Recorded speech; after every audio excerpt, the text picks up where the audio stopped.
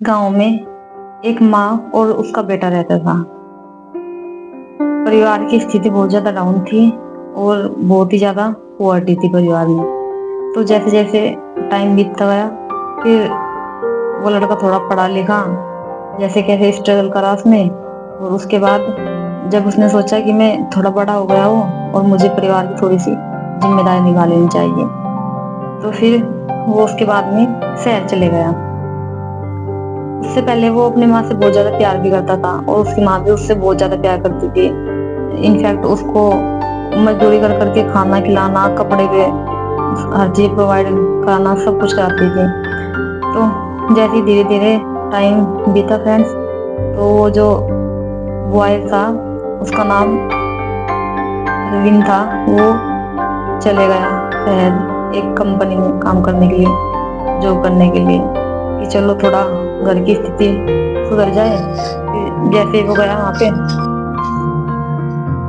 वो उसकी माँ फोन करती थी उसको कि बेटा ठीक है। उसने कहा कि हाँ माँ मैं ठीक हूँ। काम क्या चला? कि ठीक चला हुआ है, सब ठीक चला हुआ है।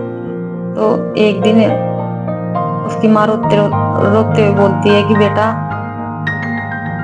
तुम्हें तो बहुत दिन हो गए हैं गांव में, तुम आए भी नहीं हो, और आ जाओ, मेरी आंखें तरस गई है तुम्हें देखने के लिए।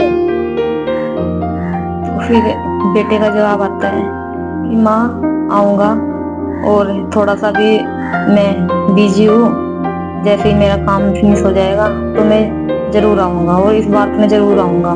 तो फिर उसकी माँ कहती थी ठीक है बेटा, खाना समय पे खा लेना और अपना ध्यान रखना। फिर जैसे ही टाइम बीतता है, तो उसकी माँ हर रोज बात करती थी और वो भी अपनी माँ से बात करता था।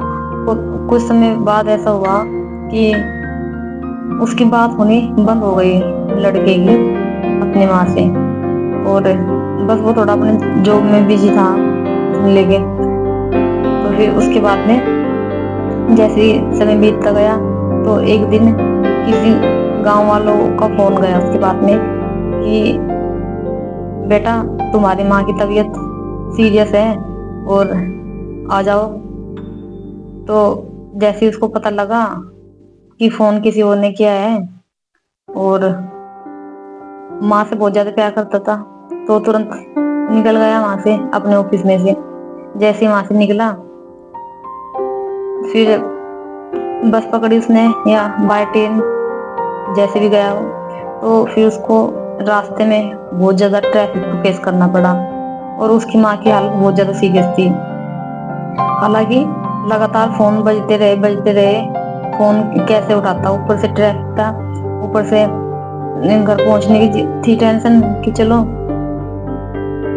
तो जैसे ही वो घर जाता है, पहुंच जाता है वो, तो वो देखता है कि उसकी माँ एकदम बिल्कुल सुनसान बिस्तर पे पड़ी हुई है, ना बोल रही है ना कुछ।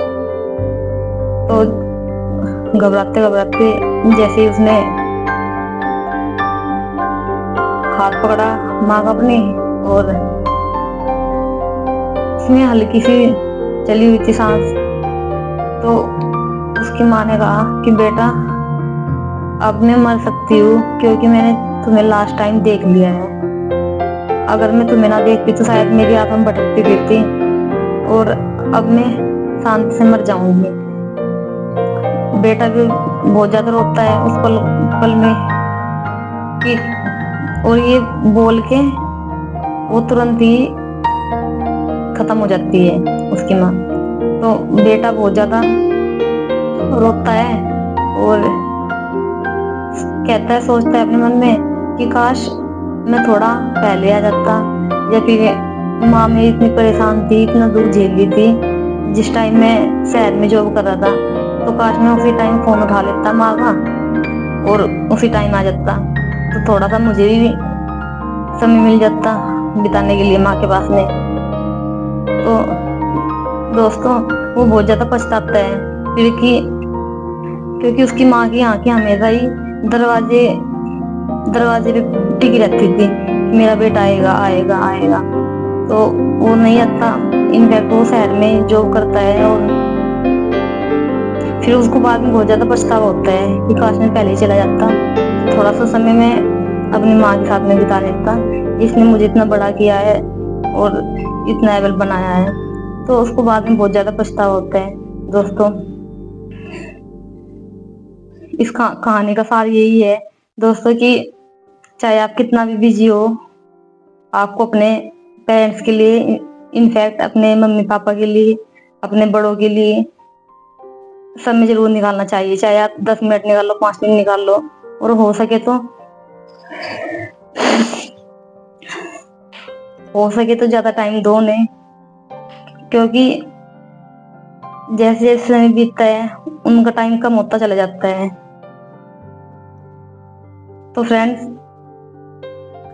आप लोगों को मेरी ये स्टोरी कैसी लगी प्लीज मुझे कमेंट सेक्शन में जरूर बताना। और आप अगर अपनी माँ से प्यार करते हो तो कमेंट बॉक्स में अपनी माँ के लिए जरूर 2 शब्द लिखना दोस्तों। मैं आज इसी स्टोरी को बता के बहुत ज्यादा भावुक हो गई हूँ, और उम्मीद करती हूँ कि मेरी स्टोरी आप लोगों को जरूर पसंद आई होगी दोस्तों। अगर पिछली वीडियो में दोस्तों आप लोगों ने मुझे बहुत ज्यादा सपोर्ट दिया, प्यार दिया, उसके लिए आपका दिल से धन्यवाद, और thanks for being a part of this journey. जय हिंद, थैंक यू।